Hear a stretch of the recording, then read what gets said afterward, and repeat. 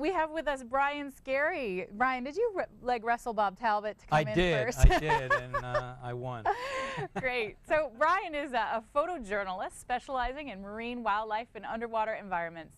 Since 1998, he has been a contract photographer for the National Geographic magazine, covering a wide range of subjects and stories. While on assignment, he has lived on the bottom of the sea. Wow.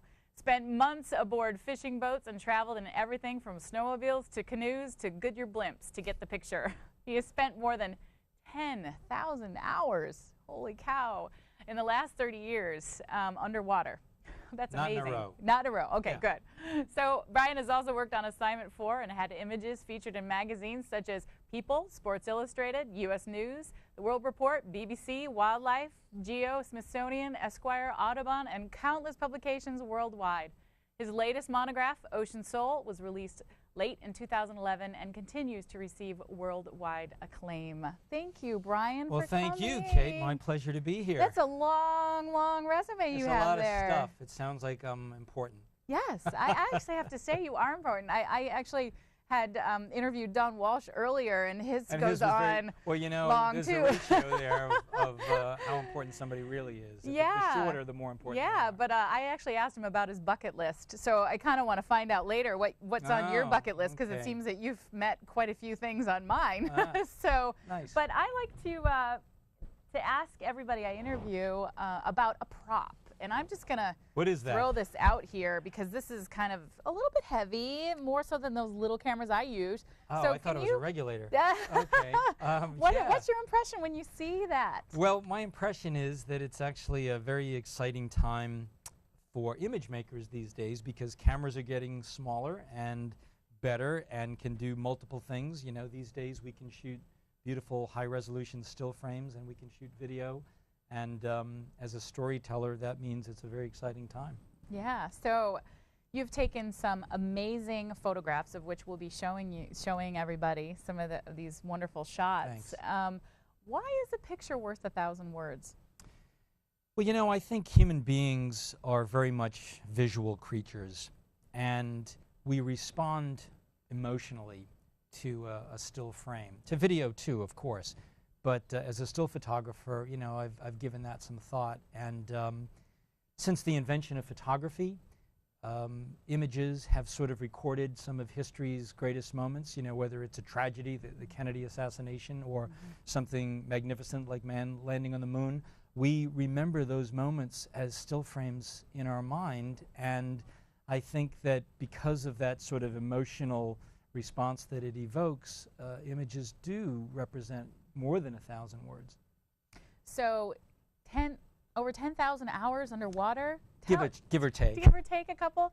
Can you tell us a little bit about that? Like, I mean, what are some of the things that you've, I mean, you're obviously a diver. Yeah. You've obviously taken a lot of time to really capture the imagery underwater. Why is it so important to bring that back to people?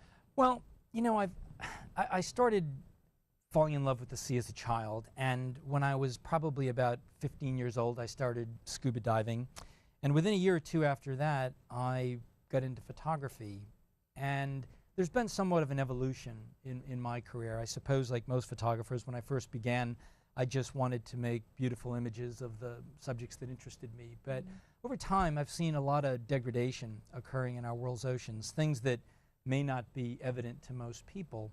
So I think it's important as a photographer to sort of tell the story about what's going on in the ocean at both ends of the spectrum. You know, I've often said that the ocean suffers from this terrible fate of having a beautiful, calm exterior that most folks only see when they go to the beach or go sailing, and they don't really know what's happening underneath. Unless you're an ocean explorer and you're diving on a regular basis, you're not seeing what's happening under there. So I think photographers, filmmakers, do need to tell a more complete story. We need to see the good and the bad, and with that awareness, hopefully will come change that will benefit the ocean.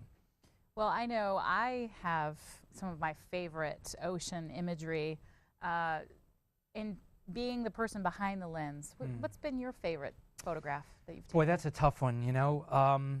If I could cheat a little bit on that answer, I would probably say that I have two images that come to mind for different reasons. I made a picture of a southern right whale on the bottom of the ocean in the subantarctic while doing a story for National Geographic a few years ago, standing next to my, or swimming next to my assistant who was standing on the bottom, Mauricio. And that photograph sort of went viral after it was published in National Geographic and on the internet and so forth. And I think it's because of this amazing juxtaposition of a human being standing on the bottom with this 45-foot, 70-ton whale that is choosing to interact with the human. I think that's something that people have to understand, that underwater photographers don't have the luxury of using telephoto lenses. We have to get very close to our subject, and that means that the animal has to allow us into their world. And this animal was doing that. It was choosing to swim with us. And I think that relationship is very powerful. So that image speaks to sort of the celebratory nature of the ocean and how magnificent it is. This was an animal that we believe had never seen humans before, and yet it was curious. At the other end of the spectrum, I made a photograph a few years ago of a dead shark in a gill net. I call it the crucifixion picture. And this was for a cover story that I did on the global fish crisis, the problems of overfishing in the world, with 100 million sharks being killed around our planet every year. And I was hoping to make an image that would resonate with readers, because I think there's still a lot of people out there who think that sharks are dangerous or something to fear, or the only good shark is a dead shark. And when I made that image, it ended up being the lead picture in the story, but it actually had a life beyond that. I got a call from the president of Chile last year who wanted to use it in a PowerPoint presentation to his government, and I learned later last year that Chile banned shark finning. So I think those kinds of images are what we need in the conservation movement. It's going to move the agenda forward. It's going to get awareness at a level that probably didn't exist before. And so to answer your question, there's sort of the celebratory kinds of pictures, and then there's the sort of gut-wrenching war photography that I like to do that shows the other side. Yeah, well, that is a huge juxtaposition of seeing these beautiful photographs next to some of the most poignant, wow, this is impacting. And they're extremely important, both of them, to tell that story, I think. Right. So we're here at the Blue Ocean Film Festival. And obviously, as Debbie told us earlier, there's lots of things going on besides just film. So what's your role here at the Blue Ocean Film Festival? Well, my role is as a still photographer. I have an exhibit here. I actually have two exhibits, one that National Geographic provided, another one that's part of the International League of Conservation Photographers. There's some of my colleagues that have images up here as well. And I'm doing a talk tomorrow at 10 a.m. Wednesday morning about my work, about my assignment work for National Geographic, sort of told through the context of my new book, Ocean Soul. So, but I'm here as a fan as well. I'm here to do my role, but I'm here to see all the folks that I admire, and hopefully collectively we can get some traction and get folks to care a little bit more about the ocean. Right, right. So I hear this event for the Smithsonian is happening. Can you tell me a little bit about that? Yeah, I'm very excited about this. Next March 1st, I believe, I will have a new exhibit opening at the Natural History Museum at the Smithsonian in Washington, D.C. It will probably run for 2 years. It'll be up for 2 years, and the folks at the Smithsonian, the Ocean Hall, have done a tremendous creativity job here of creating this exhibit of my work that will sort of engage viewers about ocean issues. It's sort of divided into different categories. One category is called Home Sweet Home, so we've got images of animals living in different things, everything from an abandoned Coke can, a little yellow goby that I photographed in the ocean, to little blennies in coral or bluefin tuna in blue water.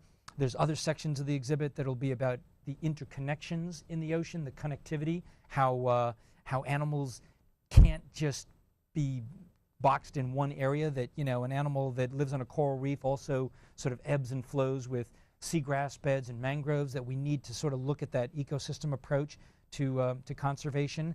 And there's actually a crowd curated portion of this exhibit that voters will be able to go online on the Smithsonian website and choose the last 5 photos, I think it is, in the exhibit, and that's called Portraits of a Vanishing World. So we've got animals that are on the brink of extinction, things like leatherback sea turtles and tuna and some of these other animals, and they can choose their favorite out of, I think, maybe a dozen photos that 4 or 5 will be selected.